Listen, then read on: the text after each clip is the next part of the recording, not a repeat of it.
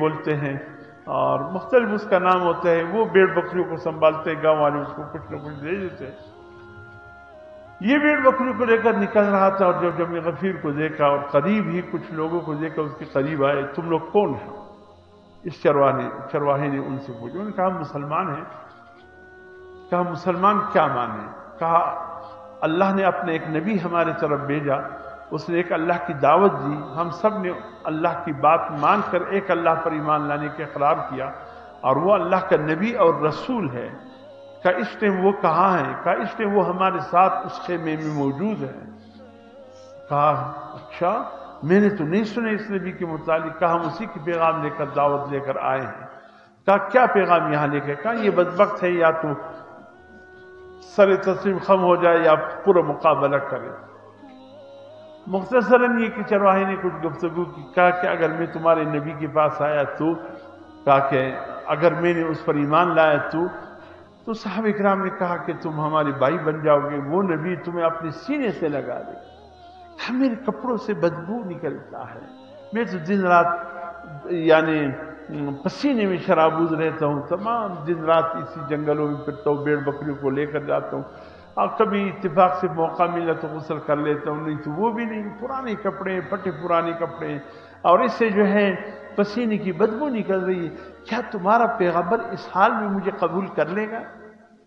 اس نے کہا سبحان اللہ، جب ایمان لاؤ گے پھر تمہارا یہ بدبو خوشبو میں بدل جائے گا، پھر یہ کیفیت تمہاری بدل جائے گی، تمہیں نہ صرف یہ کہ وہ اللہ کا عظیم نبی سینے سے لگا لے گا، تم ہم سب کے بھائی بن جاؤ گے۔ کیا مجھے لے اس کے پاس لے جاؤ، لے گئے، حضور سے بات ہوئی، بس حضور سے بات ہو اور ایمان سے محرومی ہو، یہ کیسے ممکن ہے؟ فوراً ایمان لایا۔ حضور صلی اللہ علیہ وسلم نے اسی حالت میں اس چرواہے کو سینے سے لگایا، صحابہ کرام نے سینے سے لگایا، ان سب کو ایک ایک نے پیشانی پر بوسہ دیا۔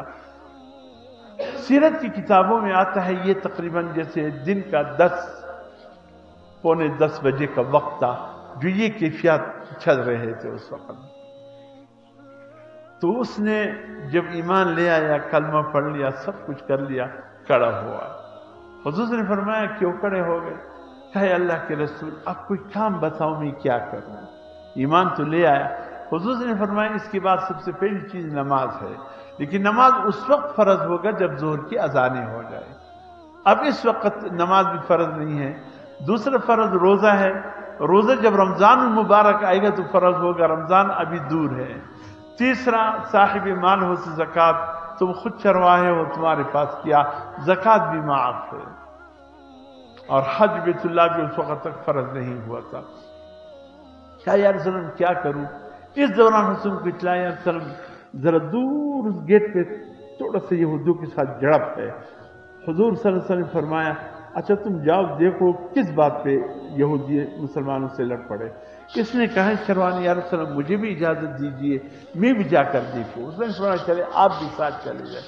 وہ ذرا جڑپ بڑھ گیا، ناحق انہوں نے یہودیوں نے جڑپ شروع کر دی تھی، مسلمان غالب آ گئے، یہودی بہت سے مردار ہو گئے، اور اس میں چند ایک مسلمان شہید ہوئے، اور شہادت پانے والوں میں یہ چرواہا بھی تھا۔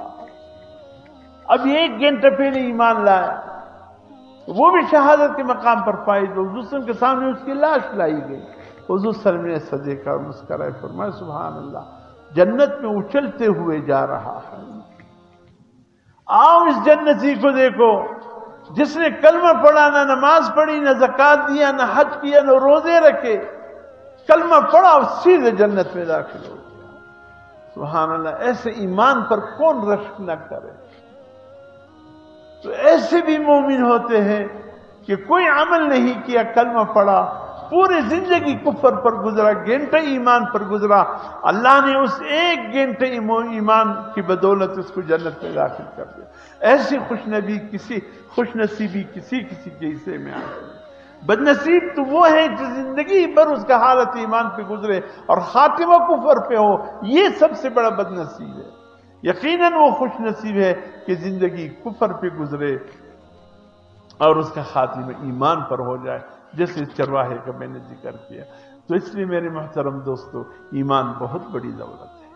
اللہ نے جو ہمیں ایمان دیا ہے اس کی سلامتی کی فکر کرتے رہو، اللہ سے دعائیں مانگتے رہو، یا اللہ ہماری اس ایمان کو موت تک سلامت رکھنا، یا اللہ اس کی حفاظت تو کرنا، یا اللہ میرے ایمان میں لرزتا ہوں کہ کہیں کوئی بدبخت مجھے میرے ایمان سے محروم نہ کر دے، میری زبان سے ایسے الفاظ نہ نکال دے۔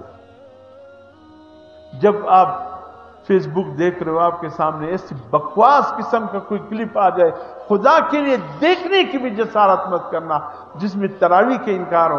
اب تو ایسے بھی کلپ چل رہے کہ روزے کا بھی انکار ہو رہا کہ کوئی روزہ فرض نہیں ہے، یہ حضور صلی اللہ علیہ وسلم نے زندگی میں نہیں رکھا، اللہ نے قرآن میں روزے کا ذکر ہی نہیں کیا۔